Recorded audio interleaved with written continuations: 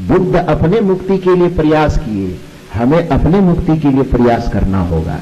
कबीर साहब अपने परमात्मा के लिए प्रयास किए और हमें अपने परमात्मा के लिए प्रयास करना होगा। फिर सवाल होता है कि कबीर और बुद्ध को हम तब माने क्यों? मानना इसलिए चाहिए क्योंकि वो हमारे आदर्श हैं, वो हमारे प्रेरक हैं, वो हमारे महापुरुष हैं। तो चाहे राम हो, कृष्ण हो, बुद्ध हो, कबीर हो, महावीर हो, वो सारे के सारे संसार में जितने महापुरुष अब तक हो चुके हैं वह सब हमारे आदर्श है, प्रेरक है, आदरणीय है। क्यों? क्योंकि उन्होंने जीवन जी करके दिखाया कि तुम्हें मुक्ति पाना हो, तुम्हें शांति पाना हो तो बस हमारे जैसा जीना शुरू कर दो। जो तुम चाहे मुझको छाड़ सकल की आस, अब मुझे ही ऐसा हो रहो तो सब सुख तेरे पास। तो कहने का अभिप्राय यह है कि दृष्टि केवल आंख की नहीं होती है, दृष्टि सभी इंद्रियों की होती है। उसी प्रकार से अनुभूति की भी एक दृष्टि होती है। परमात्मा की प्राप्ति हमें स्थूल दृष्टि से नहीं होती, परमात्मा की अनुभूति हमें सूक्ष्म दृष्टि से, अनुभव की दृष्टि से होता है। तो इसीलिए हमें परमात्मा को खोजना नहीं है बल्कि अपने घट के अंदर उतर करके उसका अनुभव करना है। तो मैंने कहा कि आज इस धरती के सबसे आदर्श महामानव की हम जयंती मनाने के उपलक्ष्य में यहां पर एकत्रित हुए हैं। सदगुरु कबीर साहब की जयंती हमें प्रेरित करती है कि हम अपने जीवन को व्यवहारिक स्तर से समता के साथ जिए, प्रेम के साथ जिए, सद्भावना के साथ जिए, निर्भयता के साथ जिए, किसी के साथ शोषण, दमन, उत्पीड़न की भावना न रखें, किसी को सतावे नहीं, किसी को रुलावे नहीं, खुद भी हंसे, दूसरे को भी हंसावे, खुद भी निर्मलता, पवित्रता और सादगी के साथ जिए और दूसरे को भी निर्मलता, सहजता, सादगी के साथ जीने के लिए प्रेरित करें। और पारमार्थिक दृष्टिकोण में कोई भगवान, भगवती, देवी, देवता के नाम पर मन को इधर उधर न भटकावे, क्योंकि देवी, देवता, भगवान, भगवती के नाम पर जब आदमी का मन भटकता है तो बहुत सारे शोषण करने वाले, आडंबर फैलाने वाले, कपटबाजी करने वाले लोग भी आदमी को ठगने के लिए, धर्म के नाम पे उसका शोषण करने के लिए, धर्म के नाम पे उसके चिंतन, वचन, आचरण का चरित्र हनन करने के लिए भी बहुत सारे ठग बैठे हुए हैं। ये मत समझिए कि कालनेमी केवल त्रेता युग में ही होता था, ये मत समझिए कि कोई रावण केवल त्रेता में ही था, बल्कि तो यूं कहिए कि उस समय में तो एक रावण, एक कालनेमी था। अभी इस कलयुग में कितने रावण और कितने कालनेमी है इसकी गिनती नहीं हो सकती। भजन में भी गाया जाता है, कलयुग बैठा मार कुंडली, जाऊं तो मैं कहां जाऊं, अब हर घर में रावण बैठा, इतने राम कहां से लाऊं। तो अभी के समय में और सजगता की आवश्यकता है, सावधानी की आवश्यकता है।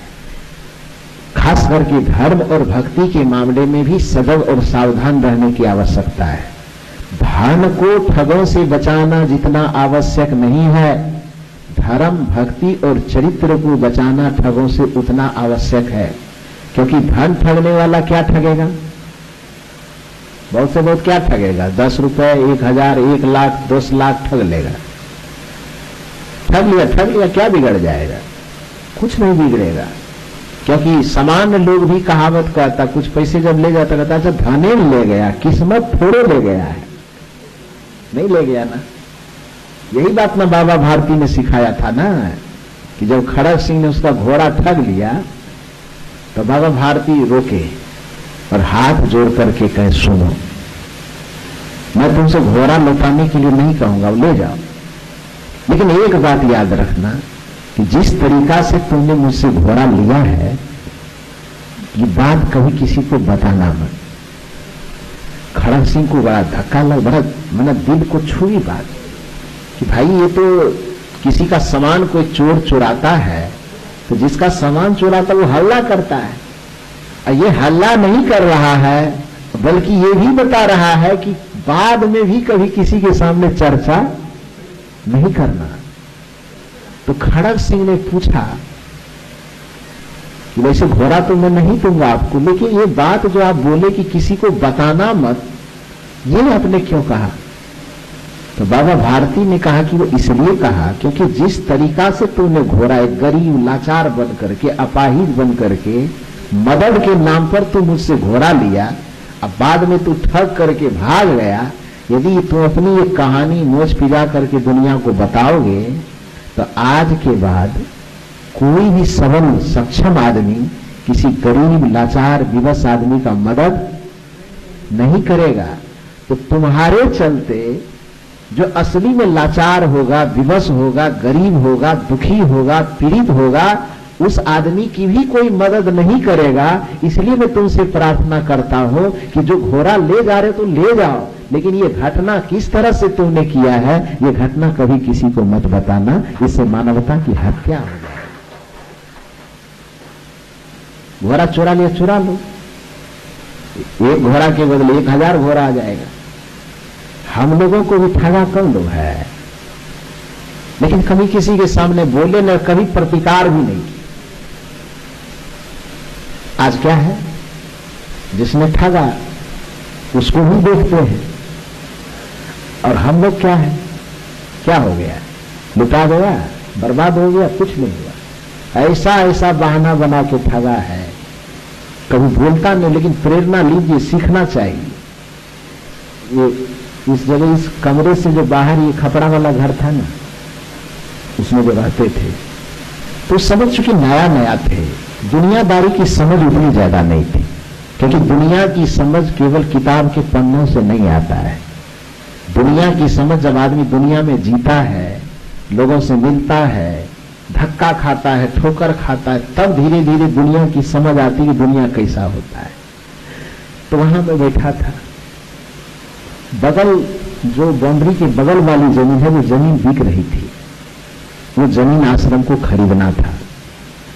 तो हालांकि बाद में खरीदे, लेकिन उस जमीन को खरीदने के लिए सब जगह से लोगों से चंदा इकट्ठा किया गया था। तो लगभग 30,000 रुपए इकट्ठा हुआ था, वो रखा हुआ था मेरे पास। मेरे बहुत नजदीक के आदमी, उसका नाम मैं नहीं लूंगा, यहां से लगभग 20-22 किलोमीटर दूर पे घर है, 15 किलोमीटर आसपास। पहले से संपर्क उससे मेरा था, आता जाता था। वो अचानक आया, मेरे पैर पकड़ा और माथा रगड़ करके रोने लगा। रोते रोते मैंने कहा क्या हुआ? वो बताया कि मेरी मां हॉस्पिटल में भर्ती है, कैंसर हो गया है,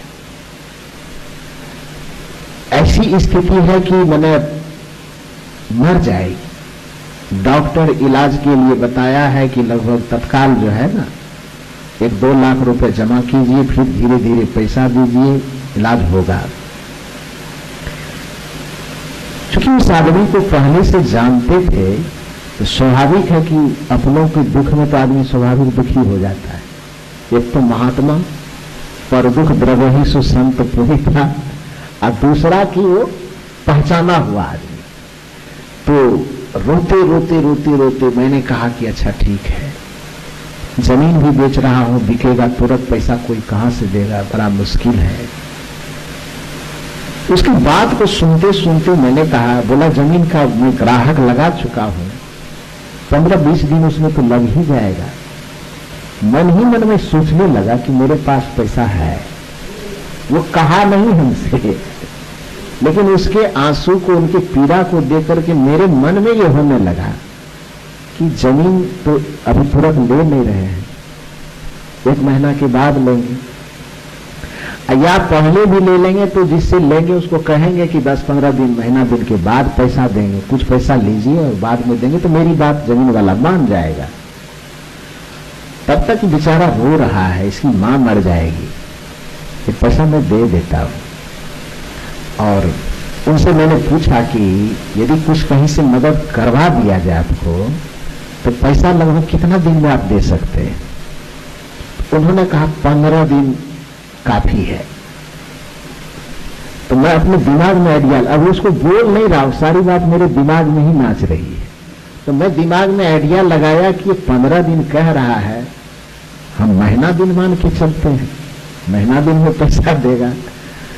मैंने उनसे कहा कि रोइए मत, मां को आप ले, पैसा नहीं हो रहा है, मैं पैसा आपको दे रहा हूं, ये पैसा लीजिए, आप मां का इलाज करवाइए और कोशिश कीजिए 15 से 20 दिन, 22 दिन, 25 दिन के अंदर पैसा देने, क्योंकि पैसा जो मैं आपको दे रहा हूं ये मेरा पैसा नहीं है, ये लोगों ने जमा किया है। किस लिए? जमीन खरीदने के लिए। यदि ये पैसा हम नहीं देंगे तो फिर लोग हम पे सवाल करेंगे, फिर हमको कहेंगे कि आपने पैसा क्या किया, तो हम जवाब नहीं दे पाएंगे। इसलिए क्या कीजिए, पैसा हमको 15-20, आप 15 दिन कह रहे हैं, 10 दिन और मान लीजिए, 25 दिन और 5 दिन बढ़ा लीजिए, लेकिन 1 महीना के अंदर पैसा दे दीजिए। तो उसका रोना और बढ़ गया, आप भगवान हैं, आप ये हैं, ये जितनी बड़ाई हो सकती है किया, पैसा दे दिया गया, पैसा लेके गया। अब सच में उनकी मां को कैंसर हुआ था कि नहीं हुआ था, ये कौन बता दे। उसके बाद वो पैसा लेने के बाद 15 दिन बीता, 20 दिन बीता, महीना दिन बीता, 2 महीना बीता, 3 महीना बीता, 6 महीना बीता, साल भर बीता, किसी से बोला भी नहीं जा रहा है, किसी को कुछ कह भी नहीं सकते हैं। आखिर में साल भर बीतते बीतते उन्होंने कहा कि पैसा नहीं देंगे, क्या कीजिएगा आप? मैंने कहा बोलने में आपने थोड़ा ज्यादा देर कर दी, साल भर लगा दिया। यही चीज जिस समय पैसा लिएगा 1 महीना में कह देते तो इतना बार आपको फोन करके डिस्टर्ब नहीं करते, एक ही बार कह देना चाहिए था। साल भर जो लंबा इंतजार करवाए ये नहीं करवाना था। बाकी मैं कुछ करूंगा नहीं, कुछ करने की जरूरत भी नहीं, आप रखिए, वो आप ही का पैसा था, आप रखिए। कभी जब मिलता है तो नजर से नजर नहीं मिला पाता है, लेकिन उसकी स्थिति देख करके ये लगता है कि वो भिखारी से भी बदतर स्थिति में पहुंच गया है। लेकिन हम कहां चले गए? हमारा क्या लूट लिया? लुटा। तो कहने का ये अभिप्राय है, ऐसे केवल ये घटना बताया मैंने, लेकिन ऐसी बहुत सारी घटनाएं। ठगता है लोग, भोला भाला सीधा साधा जान करके। तो रुपया ठगेगा भी तो कोई कितना ठगेगा? 1 लाख, 2 लाख, 4 लाख ठगेगा, लेकिन उससे भी ज्यादा सावधानी की आवश्यकता आपको धर्म और भक्ति के मामले में होना है। क्योंकि भक्ति और धर्म के मामले में जब व्यक्ति ठगता है तो संपत्ति तो ठगता ही है, साथ साथ आदमी का चरित्र भी ठग लेता है, उसका परमार्थ भी ठग लेता है। ठगता है कि नहीं? ये दुनिया में तो कहानियां आप लोग 3 टीवी चैनल पेपर में देखते ही हैं, वो बताने की आवश्यकता नहीं है। मूल बात यह है कि सदगुरु कबीर साहब आपको प्रत्येक जगह सजग करते हैं, सावधान करते हैं कि ईश्वर परमात्मा के नाम पर, स्वर्ग मोक्ष के नाम पर, मुक्ति प्राप्ति के नाम पर ठगाइए मत, बल्कि मुक्ति आपकी निजी संपदा है, शांति आपकी निजी संपदा है। व्यवहार को स्वर्ग बनाना है तो प्रेम के साथ, सम्मान के साथ, सहनशीलता के साथ, दया क्षमा के साथ आप आपस में जीना आरंभ कीजिए। किसी से ईर्ष्या मत कीजिए, किसी को नीचा मत दिखाइए, किसी का अपमान मत कीजिए, प्रेम से जीजिए और दूसरे को भी प्रेम से जीने दीजिए। खुद भी स्व शांति से जीजिए और दूसरे को भी शांति से जीने दीजिए। यही व्यवहार में स्वर्ग पाने का सूत्र है। और दूसरी बात, अध्यात्म में आप कोई आडंबर मत कीजिए, कोई पाखंड मत कीजिए। कोई विधि विधान आप अपना करते हैं परंपरा रीति रिवाज के अनुसार, वह आपकी मर्जी है, लेकिन आपको निजी शांति के लिए कोई आडंबर की आवश्यकता नहीं।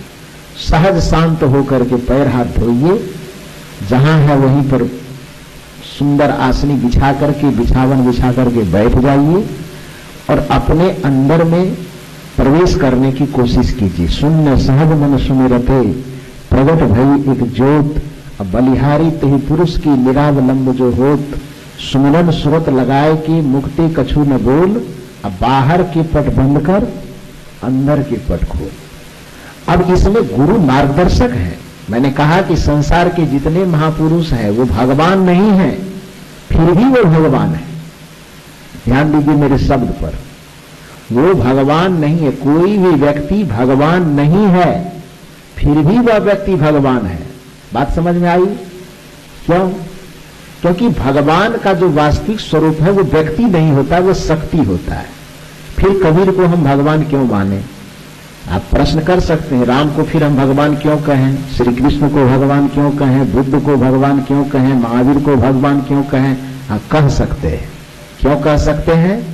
क्योंकि वह भगवत सत्ता शक्ति के रूप में उसके अंदर में प्रकट हुआ है।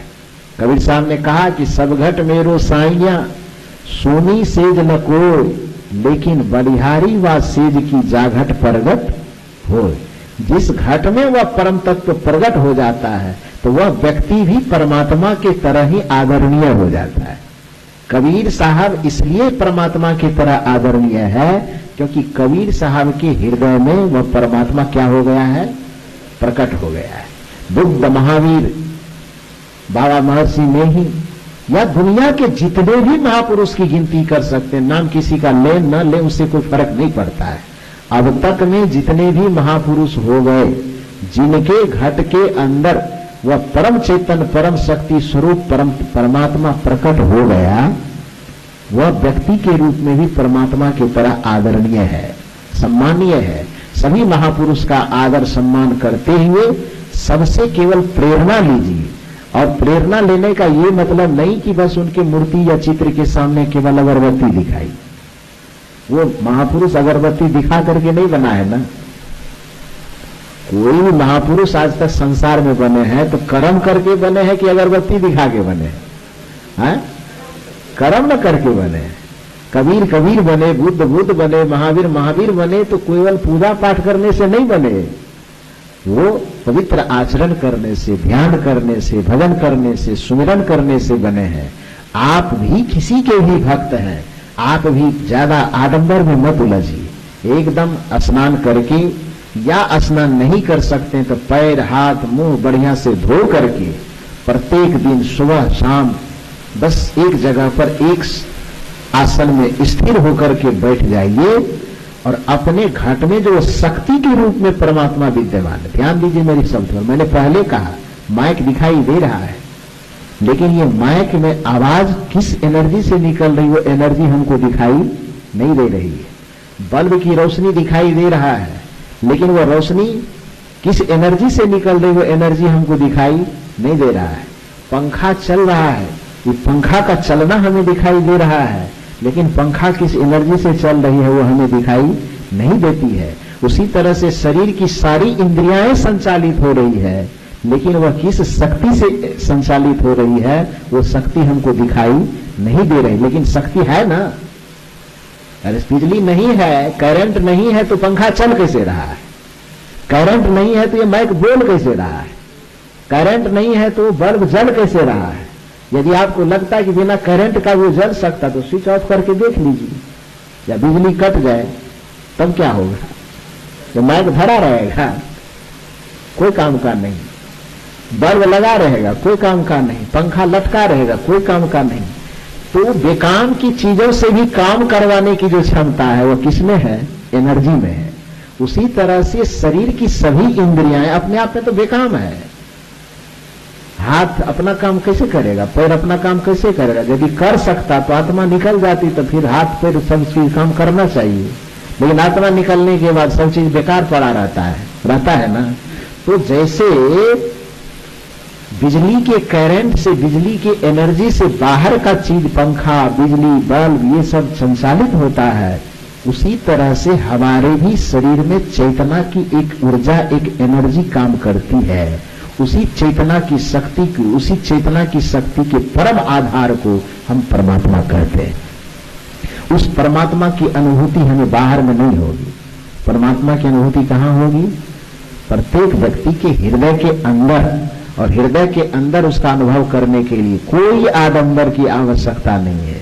सहज शांत होकर बैठ जाइए, और यदि आपने दीक्षा लिया है तो गुरु की युक्ति से जो भी मंत्र, विधि, विधान आपको बताया गया है उसके अनुसार सुमिरन कीजिए, जप कीजिए, और धीरे धीरे अपने मन को निर्मल बनाइए, अपने विचार व्यवहार को पवित्र कीजिए, चरित्र संस्कार को पवित्र कीजिए। एक दिन ऐसा आएगा जैसे भोजन करने के बाद तृप्ति का अनुभव होता है, जैसे पानी पीने के बाद तृप्ति का अनुभव होता है, उसी तरह से उस परम तत्व परमात्मा की अनुभूति के बाद आपके जीवन में आनंद ही आनंद का अनुभव होगा और आपको परम शांति और परम मुक्ति मिल जाएगी। इसमें कोई आडंबर, कोई पाखंड नहीं है। यही सदगुरु कबीर साहब का दर्शन है।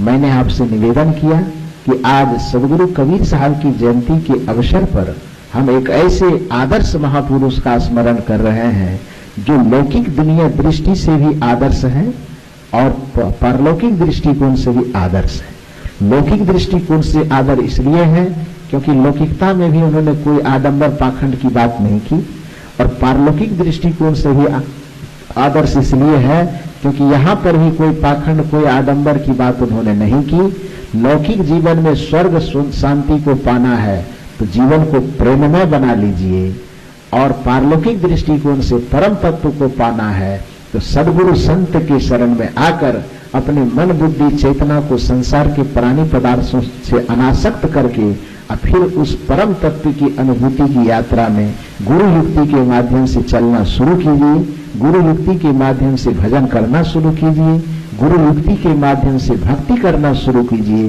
तो फिर मुक्ति का भी अनुभव होगा और परम तत्व परमात्मा का भी अनुभव अपने में ही होगा।